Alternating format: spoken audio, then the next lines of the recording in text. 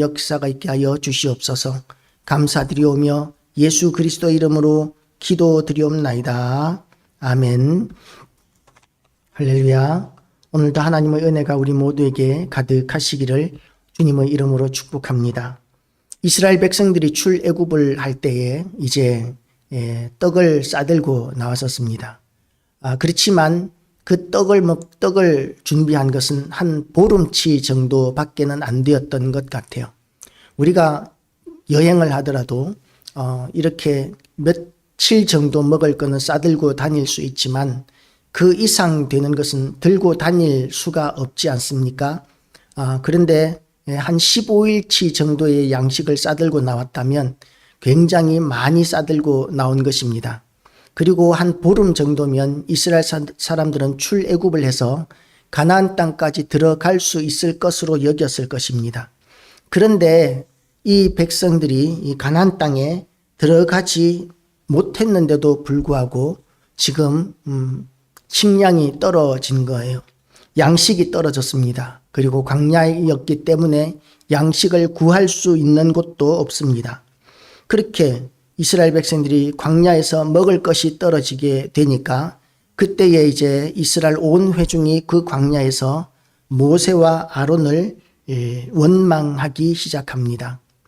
하나님께서 구원하시고 공급하시는데 이스라엘 백성들이 이제 먹을 것이 없어지니까 이제 모세와 아론을 원망합니다. 이스라엘 자손이 그들에게 이르되, 지금 시내산이 이곳이거든요. 이 시내산, 저 위에가 마라 샘이 있고 그 왼쪽편이 이제 애굽인데 이 홍해를 이제 이스라엘 백성들이 건너서 광야길로 이렇게 시내산까지 내려온 거예요. 그러니까 이 기간이 한 10보름 정도, 한 달 정도 이렇게 되었기 때문에 사실 먹을 것이 없어졌고 온 가족이 먹을 것이 없고 자녀들이 먹을 것이 없어졌을 때 부모의 마음은 얼마나 찢어지겠습니까? 얼마나 원망스럽겠습니까? 그런데 이제 먹을 것이 없어지니까 모세와 아론을 원망하기 시작합니다. 이스라엘 자손이 그들에게 이르되, 우리가 애굽 땅에서 고기 가마 곁에 앉아 있던 때와 떡을 배불리 먹던 때에 여호와 손에 죽었더라면 좋았을 것을 너희가 이 광야로 우리를 인도하여 내어 온 회중이 줄여 죽게 하는도다 라고 이렇게 원망을 하는 것이죠. 그러니까 이제 그때에 여호와께서 모세와 아론에게 이렇게 나타나십니다. 모세에게 이르시되, 보라, 내가 너희를 위하여 하늘에서 양식을 비같이 내리리니 백성이 나가서 일용할 것을 날마다 거둘 것이라. 이같이 하여 그들이 내 율법을 준행하나 아니하나 내가 시험하리라 하고 이렇게 말씀을 하신 것이죠. 이스라엘 백성들이 15장을 보더라도 15장에서도 또 원망하고 불평을 했었습니다. 모세가 15장 22절 말씀을 보면 모세가 홍해에서 이스라엘을 인도하며 그들이 나와서 수르 광야로 들어가서 거기서 사흘 길을 걸었으나 물을 얻지 못하고 마라에 이르렀더니 그곳 물이 써서 마시지 못하겠으므로 그 이름을 마라라 하였더라. 백성이 모세에게 원망하여 이르되, 우리가 무엇을 마실까 하매라고 이렇게 이야기를 했지 않습니까? 그러니까 그 마라샘 사건이 일어났던 곳이 바로 여기에, 지금 화면이라서 잘 안 나타나는데요. 제일 왼쪽 편에 마라샘이라고 있습니다. 그곳에서 물이 써서 이제 도저히 먹을 수 없는 그런 지경이 된 것이죠. 마실 물이 없다는 것. 물이 없으면 사람이 일주일도 살지 못합니다. 그런데 이제 물이 떨어졌어요. 그리고 땅은 그야말로 결한 후라이가 될 정도로 지열은 뜨겁게 타오르고 하늘의 햇볕은 쨍쨍하니까 머리는 익어갈 것 같고, 그렇게 뜨거운 곳에서 물조차 없으니까 얼마나 고통스러웠겠습니까? 그러니까 당연히 원망할 만하죠. 그리고 또한 먹을 양식이 떨어지니까 이제는 그 양식을 이제 구하기 위하여 또 양식이 없다고 원망합니다. 자, 이 하나님께서 이 마라샘에서 반석을 쪼개어 물을 이렇게 주셨다가 또 그 다음엔 르비딤으로까지 와서 르비딤에서 또한 이제는 르비딤에서는 이 사람들이 좀 쉼을 얻게 됩니다. 15장 25절 말씀을 보면 모세가 여호와께 부르짖었더니 여호와께서 그에게 한 나무를 가리키시니 그가 물에 던지니 물이 달게 되었더라. 거기서 여호와께서 그를 위하여 법도와 율례를 정하시고 그들을 시험하셨다고 이렇게 말씀하십니다. 이게 마라샘에서의 사건이고 여기가 지금 마라샘인 것 같아요. 지금 현재 순례객들이 가서 이렇게 사진을 찍은 것인데 아마 이 샘이 쓴물이 나오는 샘이었는데, 그런데 이 샘의 물이 수량이 그렇게 온 이스라엘 백성들을 먹이기에는 아마 부족하기 짝이 없었을 것입니다. 어쨌든 목을 겨우 축이고 이제 다시 가게 됩니다. 그리고 이제 도착한 곳이 엘림이었어요. 엘림. 아까 여기가 르비딘 이쪽 지역에 엘림이 있거든요. 그리고 이 엘림에 가서 이제 좀 쉼을 얻습니다. 그리고 이 엘림에서 이제 쉼을 얻었다가 그들이 엘림에 이르니 거기에 물샘 열둘과 종려나무 이런 그루가 있는지라 거기서 그들이 물 곁에 장막을 치니라. 이렇게 이제 물 곁에 장막을 치고 이제 쉼을 얻게 되었습니다. 종려나무 이런 그루가 있고 물샘이 12이나 있으니까 아마도 많은 사람들에게 쉼을 줄 수 있는 그런 오아시스와 같은 곳이었을 것입니다. 그리고 이제 이스라엘 백성들이 먹을 것이 없어지니까 이제 그 만나를 하나님 앞에 구하는 거죠. 31절 말씀을 보면 31절 말씀에서 이스라엘 족속이 그 이름을 만나라 하였으며 가시같이 희고 맛은 꿀 섞은 과자 같았더라. 이스라엘 백성들이 먹을 것이 없다고 막 원망을 하니까 하나님께서 이제 이스라엘 백성들에게 만나를 내려주셨던 것이죠.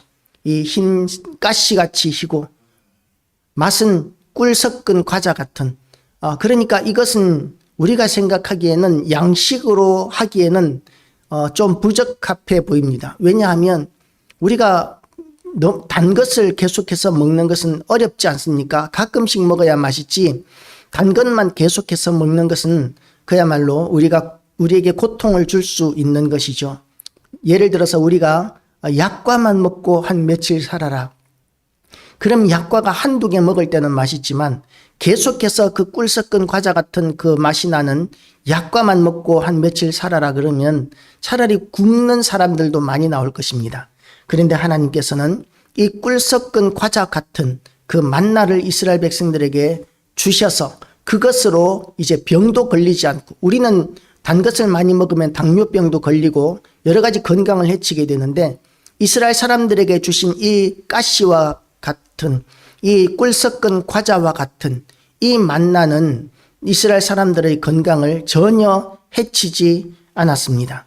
그래서 오늘 이렇게 보면 공급을 약속하신 하나님이 이제 백성들이 하나님을 신뢰하도록, 원망하지 않고 하나님을 신뢰하도록 그것을 가르치기 위하여 이와 같은 일들을 하셨던 것이죠. 이렇게 만나를 주시는 이유가 그 이전에 이스라엘 사람들은 너무나 불평불만이 많았습니다. 그런데 우리가 이스라엘 사람들의 입장이 되어보면 원망하고 불평할 만합니다. 왜 원망하고 불평할 만하냐 하면 당장에 물 없으면 죽게 생겼는데 물이 없는 거예요. 하나님의 인도하심을 따라왔는데 물이 없는 거예요. 죽을 상황에 처해 있는데 어떻게 불평하지 않습니까? 그냥 내 마음대로 산 것도 아니고 하나님의 인도하심을 따라왔는데 물이 없는 거예요. 어떻게 원망하지 않을 수 있겠습니까? 하나님의 인도하심을 따라왔는데 먹을 양식이 없습니다. 얼마나 불평이 많이 나올 수밖에 없겠습니까? 당장 굶어 죽게 생겼는데 그것도 내 마음대로 온 게 아니고 하나님 인도하심이라고 따라왔는데 먹을 양식이 없습니다. 자식들이 굶주리고 배가 고픕니다. 그리고 먹을 것이 생길 것 같은 소망도 없습니다. 안 보입니다. 그러니까 어떻게 원망하지 않을 수 있겠습니까? 그러니까 이제 원망을 하는 거죠. 14장 11절 보면 우리를 이끌어내어 이 광야에서 죽게 하느냐. 광야 앞에서 이스라엘 사람들은 모세와 아론을 원망했었습니다. 모세와 아론을 원망했다는 것은 모세와 아론을 택하신 하나님을 원망하는 것이었죠. 그리고 또한 16장 24절에서 보면 15장인가요? 15장 24절에서 보면 모세에게 원망하여 이르되 우리가 무엇을 마실까? 물이 없다고 또 원망합니다. 그리고 또한 신광야 16장 2절에서 신광야에 이르러서는 모세와 아론을 원망했다고 이렇게 이야기합니다. 그들에게 이르되 우리가 애굽 땅에서 고기 가마 곁에 앉았을 때라고 이야기하면서 먹을 것이 없어졌다고 이렇게 원망하고 불평을 합니다. 그랬더니 7절 말씀에서 하나님께서 뭐라고 말씀하시느냐 하면 여호와께서 너희가 자기를 향하여 원망함을 들으셨느니라. 우리가 누구이기에 너희가 우리에게 대하여 원망하느냐.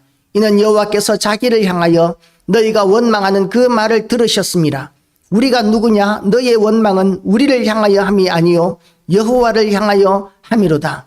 여호와께서 너희의 원망함을 들으셨느니라 하라고 하나님께서 이렇게 아론과 모세에게 이렇게 명령을 하십니다. 그리고 이 9절 말씀에서 또 말씀하십니다. 여호와께서 너희의 원망함을 들으셨느니라 하라. 내가 이스라엘 자손의 원망함을 들었노라. 17장 3절에서 또 그들이 모세에게 대하여 원망하여 이르되 라고 이렇게 계속해서 이스라엘 사람들이 광야에 나와서 하나님의 인도하심을 받아서 살고 있는데 뭔 문제만 생기면 하나님께서는 늘 공급하시는데 하나님 앞에 구하기보다 먼저 원망을 하고 있습니다. 하나님, 마실 물이 떨어졌습니다. 우리가 다 말라 죽게 생겼습니다. 하나님 도와주시옵소서 라는 것이 아니라 하나님 물이 떨어졌습니다. 어떻게 이럴 수가 있습니까? 하나님 인도하심을 따라오지 않았습니까? 라면서 하나님을 원망하는 거죠. 구하는 우리에게 필요한 것이 있다면 하나님 앞에 우리는 구할 수 있는 특권을 가진 사람들입니다. 하나님 앞에 기도하면 하나님께서는 우리의 기도에 응답해 주시겠다고 약속하셨습니다. 그런데 이스라엘 사람들은 어떤 태도를 보이느냐 하면 언제나 원망했었습니다. 하나님께서 기도 제목을 주시면 그 기도 제목을 붙들고 기도하는 것이 아니라 하나님을 원망하는 수단으로 삼았었습니다. 그러니까 하나님께서는 그 원망을 내가 들었느니라 하고 이렇게 말씀하시는 것이죠. 원망하다는 머무르다. 원망하는 이 고집부리며 생각을 바꾸지 않고 머문다는 거예요. 호텔에서 머무는 것과 같이 이렇게 하나님 앞에 기도하는 모습으로 나아가는 것이 아니라 하나님 앞에 원망하고 불평하는 자리에 고집부리면서 생각을 바꾸지 않고 머무는 것, 이것이 이스라엘 사람들의 태도였고 이것이 또한 믿음이 없는 일반적인 사람들의 태도인 것입니다. 그래서 하나님께서는 그 공급을 약속하십니다. 그때에 여호와께서 모세에게 이르시되 보라, 내가 너희를 위하여 하늘에서 만나를 비같이 내리리니 백성이 나가서 일용할 것을 날마다 거둘 것이라. 이같이 하여 그들이 내 율법을 준행하나 아니하나 내가 시험하리라. 여섯째 날에는 그들이 거둔 것을 준비할지니 날마다 거두던 것의 갑절이 되리라. 주일 성수하는 것까지 하나님께서 다 예비해 주신다고 말씀하셨습니다. 그래서 지금 광야 생활을 하면서 이스라엘 사람들에게 하나님께서 주시는 훈련은 어떤 훈련이냐 하면 하나님께서 인도하시는 것을 경험하는, 하나님을 의지하는 훈련, 그 훈련을 시키시는 거예요. 우리가 이 땅을 살아가면서 답답한 일을 얼마나 많이 만납니까? 답답한 이유가 뭡니까? 우리가 해결할 길이 없으니까 답답하지 않습니까? 해결할 수 있으면 그 문제가 왜 답답합니까? 해결하면 되지. 그런데 해결할 수 없는 문제를 우리는 끊임없이 만납니다. 그런데 그 일들을 지나가고 나면 나도 모르게 그 일을 만났을 때는 절대로 해결할 수 없는 문제였는데도 불구하고 우리가 지나고 나면 그 문제는 해결되었고 사실은 지나가고 나니까 사실은 그 문제가 아무것도 아니었던 이런 일들이 우리에게 얼마나 많이 경험되어지고 있습니까? 지금 우리에게 닥친 이 심각한 문제들, 답답한 문제들은 하나님 앞에 우리가 기도할 제목이 되는 것이지 우리가 하나님 앞에 원망하고 불평하거나 또는 아예 절망하고 좌절해버리거나 이런 제목이 아니라고 하나님께서는 우리에게 말씀하십니다. 그래서 이런 문제가 생겨나면 너희는 나에게 기도하라 하고 이렇게 말씀하십니다. 여섯째 날에도 마찬가지입니다. 그들이 그 거둔 것을 준비할지니 날마다 거두던 것의 갑절이 되리라. 하나님께서는 주일 성수할 수 있도록 또 예비해 놓으셨습니다. 주일날 예배 나올 수 있도록 모든 것을 준비해 줄 테니까 주일은 안식일은 거룩하게 지켜라. 주일 성수해라. 하나님께서 그렇게 명령하셨는데 이스라엘 사람들이 그 명령을 순종하지 않았던 것이죠. 안식일은 거룩하고 축복된 날입니다. 그리고 그 안식일은 일하지 말라고 하나님께서 명령하셨어요. 그냥 게으름을 부리는 날이 아니라 안식일은 하나님과 함께하는 날입니다. 복은 가난한 자의 것입니다. 사랑은 감정보다 오래 참는 의지라고 했습니다. 사랑은 받는 것보다 줄 때 행복하다고 그랬습니다. 섬기는 자가 큰 자라고 그랬고, 도움을 줄 수 있는 여자가 큰 자라고 그랬고, 먼저 주님의 것을 구하면, 그러면 다른 모든 것들을 보장해 주시는 것, 이것이 하나님의 방식이라고 성경은 이야기하고 있습니다. 우리가 이렇게 하나님을 의지하면서 살아갈 때에는 우리 손에 가진 것이 없다고 해서 절망하거나 불평할 필요가 없습니다. 왜냐하면 하나님은 다 가지고 계시기 때문입니다. 얼마든지 우리의 필요를 채우시고 공급하실 능력이 있으신 분이 우리 하나님이십니다. 그래서 이제 하나님께서는 모세를 통하여 이렇게 말씀하십니다. 아침에는 너희가 여호와의 영광을 보리니, 모세가 또 이르되 여호와께서 저녁에는 너희에게 고기를 주어 먹이시고 아침에는 떡으로 배불리시리니 내가 이스라엘 자손의 원망함을 들었노라. 그들에게 말하여 이르기를 너희가 해질 때에는 고기를 먹고 아침에는 떡으로 배부르리니 내가 여호와 너희의 하나님인 줄 알리라 하라 하시니라. 하나님께서는 약속을 이루셨어요. 약속하신 대로 이루셨습니다. 하나님께서는 우리에게 이 축복의 말씀들을 얼마나 많이 해주시는지 모릅니다. 그래서 그 축복의 말씀들을 우리는 붙들고 그 기대하고 기도하고 기다리면 하나님께서는 이루시는 하나님이십니다. 이것을 믿게 하기 위하여 하나님께서는 떡이 떨어지는 경험을 하게 하시고 고기가 먹고 싶은 경험을 하게 하십니다. 그렇게 고기가 먹고 싶고 떡이 필요하면 하나님 앞에 기도하라고 말씀하셨어요. 물론 할 수 있으면 우리가 떡을 구할 수 있고 그리고 고기를 구할 수 있으면 구해 먹으면 됩니다. 그러나 구할 수 없는 상황에 처해 있기 때문에 이스라엘 사람들은 하나님 앞에 기도하라고 말씀하셨고, 하나님께서는 그 기도에 응답하셔서 지금 충만하게 공급하시겠다고 그렇게 약속하고 계시는 것이죠. 그리고 어떤 일이 일어났느냐 하면 13절 말씀에서 저녁에는 메추라기가 와서 진에 덮이고 아침에는 이슬이 진 주위에 있더니 라고 이렇게 말씀하십니다. 메추라기가 바람에 불려서 이렇게 잔뜩 광야에 왔는데 어느 정도냐 하면 200만 명, 300만 명이 넘는 이스라엘 백성들이 그야말로 배불리 먹고도 남을 만큼 그렇게 많은 메추라기를 하나님께서 몰아오셨습니다. 그리고 또한 아침에는 이슬이 진주 위에 있더니 이 이슬이 뭐냐 하면 만나입니다. 이 만나, 그리고 만나와 또한 메추라기, 이것들은 하나님께서 우리 그 이스라엘 백성들에게 주신 생명의 떡이었습니다. 그거 아니면 다 죽을 상황이었는데, 그런데 하나님께서 만나와 메추라기를 주셨기 때문에 이젠 다 살았던 것이죠. 그런데 이 만나와 메추라기가 누구를 상징하느냐 하면 예수님을 상징합니다. 요한복음 6장 48절 말씀을 보면 내가 곧 생명의 떡이니라고 예수님께서 그렇게 말씀하셨어요. 그렇지만 이 광야에서 이스라엘 백성들이 먹었던 그 만나와 예수님과 다른 점이 있습니다. 뭐냐 하면 너희 조상들은 광야에서 만나를 먹었어도 죽었거니와, 이스라엘 백성들이 먹었던 광야에서 하나님께서 내리셨던 그 광야, 입으로 먹는 그 광야에서의 떡은, 그 만나는 먹어도 영생하지 못했습니다. 그러나 예수 그리스도를 우리가 영접하고 예수 그리스도를 먹는 사람들은 영생을 누리게 되는 것이죠. 그래서 예수 그리스도의 그 십자가 죽으심으로 말미암아 우리가 성찬식을 하고 예수님을 믿는 그 믿는 자에게는 누구든지 영생을 주시겠다는 그 말씀처럼 예수님은 영원한 생명의 떡이 되어 주십니다. 그래서 우리는 이 만나와 메추라기를 공급하시는 하나님을 보면서 날마다 하나님 앞에 순종하는 연습을 해야 합니다. 날마다 하나님 앞에 순종하는 연습. 모세가 그들에게 이르기를 아무든지 아침까지 그것을 남겨두지 말라 하였으나 그들이 모세에게 순종하지 아니하고 더러는 아침까지 두었더니 벌레가 생기고 냄새가 난지라 모세가 그들에게 노하니라. 무리가 아침마다 각 사람은 먹을 만큼만 거두었고 햇빛이 뜨겁게 쬐면 그것이 쓰러졌더라. 햇빛이 뜨겁게 쬐면 없어졌다는 것이죠.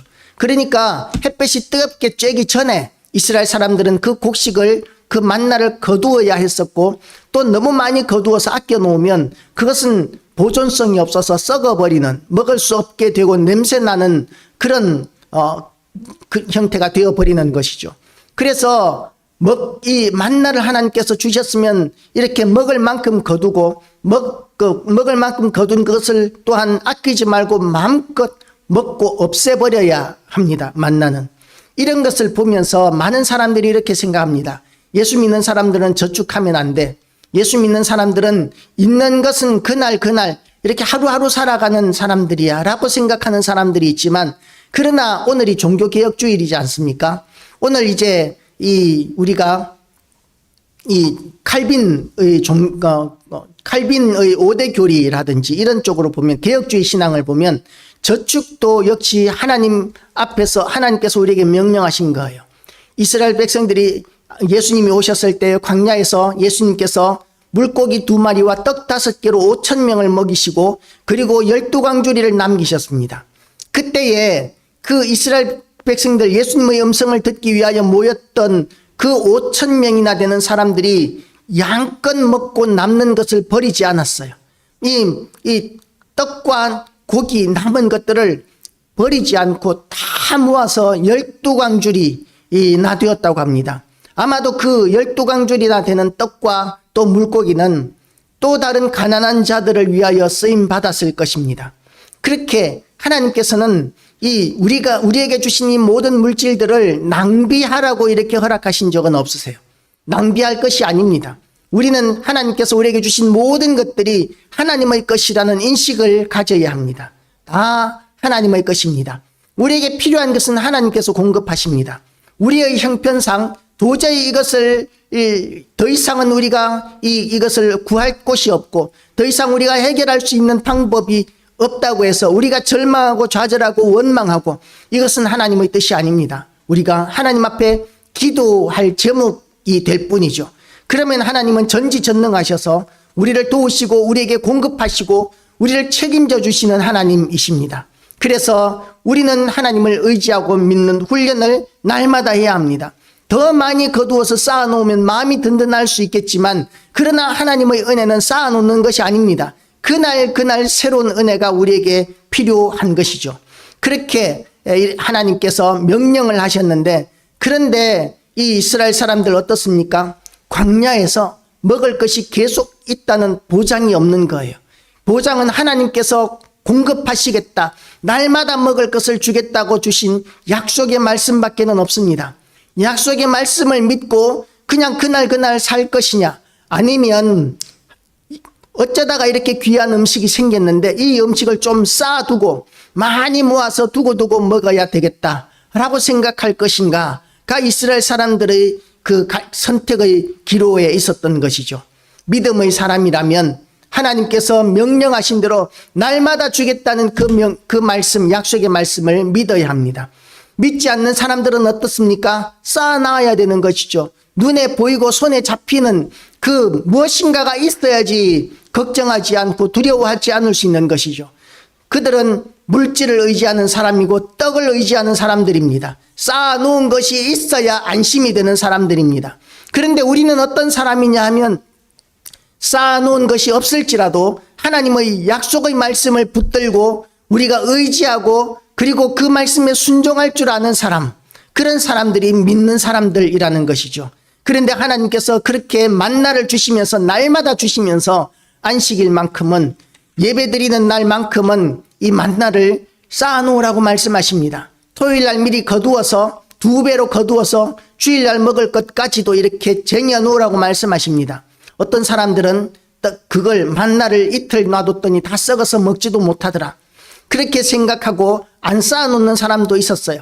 토요일날 먹을 만큼만 거두고 일요일도 분명히 먹을 것이 내릴 거야 라고 생각하면서 또 거두러 나간 사람들도 있었습니다.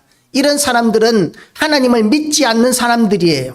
하나님께서 이틀치 모아놓으라고 말씀하셨으면 이틀치 모아놔도 이틀 동안 안 썩을 것이라는 믿음을 가져야 하는데, 그런데 그들은 하나님께서 아무리 약속을 하셔도 믿지 않았기 때문에 자기 나름대로 생각하고 판단하고 결정하고 있는 것이죠. 그래서 안식일도 쉬지 못하는 사람들이 생깁니다. 우리나라 사람들은 굉장히 부지런한 사람들입니다. 얼마나 부지런한지 이 쉴 줄을 몰라요. 예전에 우리나라에 이제 주 5일제 근무가 주 5일제 근무가 이제 처음 대두되었을 때 교회들마다 난리가 났었습니다. 왜냐하면 토요일까지 쉬게 되면 그러면 사람들이 놀러 다니느라고 이 교회에 나오지 않게 될 것이라고 생각했기 때문이죠. 신앙생활을 하는 사람들은 적어도 주 6일은 일해야 한다라고 이렇게 교회에서까지도 가르쳤었습니다. 그런데 지금은 어떠냐 하면 그 하루 쉬는 그날 놀러 가는 사람들도 많아지게 되었지만 하나님의 말씀을 사모하는 사람들은 토요일도 잘 사용해서 하나님 앞에 나아오는, 헌신하고 수고하고 또한 말씀을 공부하는 이런 방법으로 시간을 아주 잘 사용하는 사람들도 많이 생기고 있습니다. 그 외에 우리는 또 어떤 말들을 했느냐 하면 우리나라 공휴일이 너무 많다. 이렇게 많이 놀아서 우리가 어떻게 이렇게 세계적인 경쟁에서 앞서 나갈 수가 있겠느냐. 그렇게 생각하고 우리는 노는 것에 대하여 아주 부정적으로 생각합니다. 우리는 사람들하고 만날 때에 이렇게 논다라는 말 하기가 어렵습니다. 지금 뭐 하고 계세요? 예, 놀고 있습니다. 이런 말 하면 굉장히 수치스럽습니다. 그런데 해외 사람들은, 미국 사람들은 논다라는 말을 무슨 말로 하느냐, 플레이한다 라고 이렇게 이야기해요. 플레이. 같은 논다는 의미인데 미국 사람들은 즐긴다는 의미, 행복하다는 기쁨을 의미하는 플레이라는 그런 단어를 사용하는데 우리는 논다라는 말을 욕으로 여기는 거예요. 그래서 놀고 있네라는 말은 욕이 되는 거예요. 우리나라 같은 경우에는 모욕이 되는 것이고. 그래서 우리는 논다라는 말을 굉장히 부정적으로 생각하지만 하나님께서는 우리에게 휴식을 명령하셨습니다. 휴식하지 않으면 일해야 하는 날 동안 우리는 열심히 일할 수가 없습니다. 이 우리나라 사람들이 굉장히 열심히 일하고 그리고 40대 이 과로사가 세계 최고를 찍고 있지만 그러나 실질적으로 우리나라 사람들의 일하는 일의 질을 보면 그러면 이 미국이나 유럽 사람들과 비교해서 굉장히 효율이 떨어진다고 합니다. 왜 떨어지느냐 하면 우리나라 사람들은 근무 시간 중에도 사적인 일들을 많이 한다고 그래요. 전화기 갖고 놀고 있고 그리고 또한 딴짓 해가면서 이렇게 일을 한다고 그래요. 그런데 외국 사람들은 짧은 시간, 우리보다 훨씬 짧은 시간을 근무하지만 근무하는 시간 중에는 절대로 휴대폰을 들여다본다거나 드라마를 본다거나 유튜브를 본다거나 이런 일이 없다고 그래요. 온전히 일하는 데에만 집중하는 그런 문화를 가지고 있다는 것이죠. 어떻게 그럴 수 있느냐 하면 쉬는 것을 잘 쉴 줄 알기 때문에 그렇습니다. 쉬었기 때문에 그렇게 일해야 되는 시간에 압축적으로 일할 수 있는 것이죠. 독일 같은 경우에는 운전하는 사람들 8시간 이상 운전하지 못하게 한다고 합니다. 그리고 그 다음날 이렇게 핸들 잡기까지, 그 전날 운전을 하고 그 다음날 운전대를 잡기까지 적어도 14시간 이상의 휴게 시간이 지나지 않으면 그러면 운전대를 잡을 수 없다고 합니다. 만약에 그것을 어기게 되면 운전면허증도 취소가 되고 회사도 문을 닫아야 될 만큼 그렇게 징계가 크다고 그래요. 그런데 우리나라는 어떻습니까? 운전을 하면서 졸음운전으로 인한 사고가 얼마나 많습니까? 졸음운전이 왜 생기느냐 하면 피로하기 때문에, 쉬지 못했기 때문에 졸음운전이 생기지 않습니까? 쉬어야 할 때는 쉬어야 합니다. 하나님께서 우리에게 쉬라고 말씀하실 때는 쉬어야 합니다. 주일 성수하라고 말씀하실 때는 주일 성수해야만 합니다. 그래야 우리가 일해야 될 때에 열심히 일할 수 있고 더 잘할 수 있기 때문인 것이죠. 어떤 사람들은 요즘은 이런 드라마에 이런 이야기가 나옵니다. 직원을 뽑을 때에 직원을 뽑으면 이 뽑힌 직원이 열심히 하겠습니다. 최선을 다하겠습니다. 라고 이렇게 이야기하는데요. 사용주는 이런 말을 하는 사람이 많아요. 열심히 하는 건 누구나 다 열심히 하는 거야. 잘해야 되는 거야. 잘하지 않으면 의미가 없어. 열심히 하는 건 의미가 없어. 라고 이렇게 이야기하는 그런 리더들이 이 드라마에서 대사로 많이 나옵니다. 잘하기 위해서는 어떻게 해야 합니까? 쉴 줄 알아야 잘할 수 있는 것이죠. 우리 체력에는 한계가 있기 때문에 쉬지 않고는 잘할 수가 없습니다. 그것을 인정하라고 하나님께서 말씀하고 계시는 것이죠. 그래서 안식일은 너희가 들에서 그것을 얻지 못하리라. 엿새 동안은 너희가 그것을 거두되 일곱째 날은 안식일인즉 그날에는 없으리라고 이렇게 하였으나 일곱째 날에 백성 중 어떤 사람들이 거두러 나갔다가 얻지 못하니라. 여호와께서 모세에게 이르시되 어느 때까지 너희가 내 계명과 내 율법을 지키지 아니하려느냐고 이렇게 책망을 하십니다. 그리고 볼지어다 여호와가 너에게 안식일을 주므로 여섯째 날에는 이틀 양식을 너에게 주는 것이니 너희는 각기 처소에 있고 일곱째 날에는 아무도 그의 처소에서 나오지 말지니라. 하나님께서는 그렇게 일곱째 날을 쉬라고 말씀하셨습니다. 그런데 그렇게 쉴 줄을 모르는 사람들에게 하나님께서는 진노하시는 것이죠. 그게 잘하는 게 아니다라는 것이죠. 그리고 이제 그렇게 책망을 한번 하셨습니다. 지금 이 이스라엘 백성들이 만나로 먹고 산 곳이 이 르비딤 광야 이런 지역이에요. 이 나직나직한 저런 것들이 이제 가시덤불, 가시나무 같은 나무들입니다. 이런 나무들은 그늘도 별로 없어요. 이 사람 키보다도 훨씬 작은 이런 나무들이 이렇게 듬성듬성 있는 정도고 물이 없습니다. 열매를 딸 것이 없는 곳이에요. 이런 곳이니까 먹을 것이 생기면 얼마나 귀하겠습니까? 그런 귀한 것을 이제 여기 하얀 것들은 물이 아니고 이 와디라고 그래서 물이 흘렀던 지역, 말라붙은 개천이에요.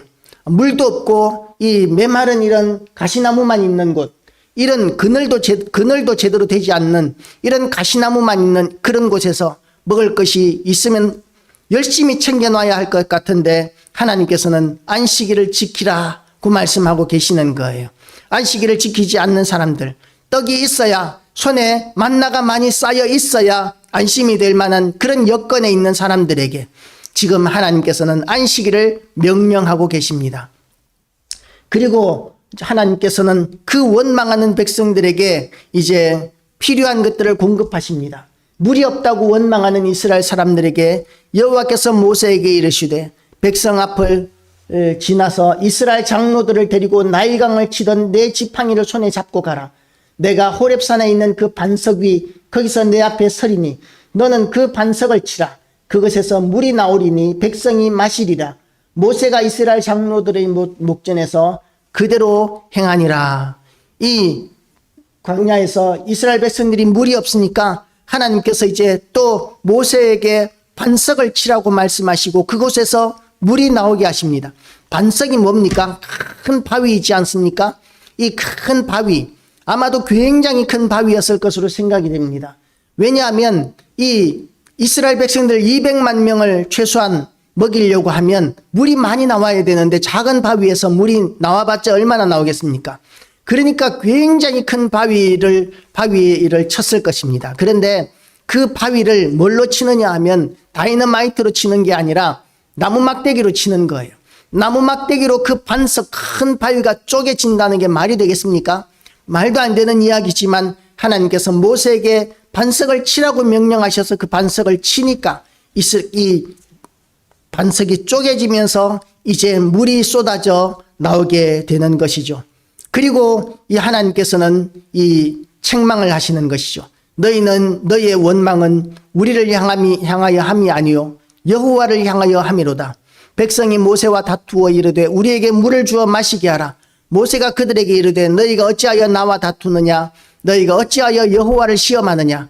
그들이 모세에게 대하여 원망하여 이르되 목말라 죽게 하느냐? 이렇게 모세에게 대해서 물 없다고 계속 원망을 합니다. 하나님께서는 물을 주겠다고 말씀하셨고 모세의 지팡이를 통해서 그 물을 내라고 말씀하셨는데 그런데 이스라엘 사람들은 그거 못 믿고 계속해서 모세와 아론을 원망하고 있는 것이죠. 그리고 하나님께서 모세가 또 이렇게 말을 합니다. 그가 그곳 이름을 마사 또는 무리바라 불렀으니 이는 이스라엘 자손이 다투었으며 또한 그들이 여호와를 시험하여 이르기를 여호와께서 우리 중에 계신가 안 계신가 하였음이더라. 어려운 일을 만나면 우리는 하나님이 우리와 함께 하시지 않는다라고 생각하기 쉽습니다. 그러나 우리가 어려운 일을 당한다 할지라도 말씀 위에 있다면 우리가 믿음을 붙들고 있다면 하나님께서는 우리와 함께 계십니다. 그런데 우리가 어려움을 당하기만 하면 하나님이 나를 버리셨나 봐. 이렇게 생각을 하는데 하나님께서는 그런 불신앙을 결코 기뻐하지 않으십니다. 반석에서 하나님께서는 물을 공급하십니다. 하나님께서는 반석에서 물을 공급하신 그 이유가 그와 함께 하심을 증명하기 위해서라고 이렇게 성경은 이야기하고 있습니다. 반석에서 물을 공급하셨는데 이스라엘 사람들의 그 전설에 의하면, 호크마라는 주석에 나오는 이야기인데요. 그 주석에 의하면, 주석에는 이스라엘 사람들의 전설에 의하면 모세가 친 그 반석이 이제 공중에 둥 떠서 이스라엘 백성들이 진행하는 곳마다 따라다니면서 이스라엘 사람들에게 물을 쏟았다는 그런 전설도 있어요. 그렇게 이 반석이 이스라엘 사람들을 계속 따라다니면서 공급하셨던 것과 같이 예수 그리스도가 우리의 반석이 되시고, 그리고 이 물이 또한 성령을 의미하는 것이죠. 그래서 이 성령이 우리와 늘 함께 하시는 그런 역사를 하나님께서는 약속을 하시는 것입니다. 그리고 이 무리바 반석의 사건을 통해서 하나님께서는 이스라엘 사람들에게 성령을 약속하신 것을 상징적으로 보여주신 것이죠. 요한복음 7장 37절에서 명절 끝날 곧 큰 날에 예수께서 서서 외쳐 이르시되 누구든지 목마르거든 내게로 와서 마시라. 나를 믿는 자는 성경의 이름과 같이 그 배에서 생수의 강이 흘러나오리라 하시니, 이는 그를 믿는 자들이 받을 성령을 가르쳐 말씀하신 것이다. 우리가 성령을 받으시기를 주님의 이름으로 축복합니다. 그러면 우리 심령 속에서 영원히 마르지 않는 생수가 넘쳐나게 될 것입니다. 이스라엘 백성들은 광야 훈련을 했었습니다. 광야 훈련을 통해서 하나님께서 가르치고자 하셨던 것이 뭐냐면 하나님이 공급하신다는 것이었어요. 둘째는 주가 생명의 양식을 주신다는 것입니다. 말씀을 우리에게 주십니다. 세 번째로 주님이 생수를 내어주신다, 성령을 주신다 하는 것이죠. 우리는 이 광야 훈련을 이 땅을 살아가면서 받게 되어 있습니다. 답답한 문제 만나게 되어 있고요. 해결할 수 없는 문제에 부딪히게 되어 있습니다.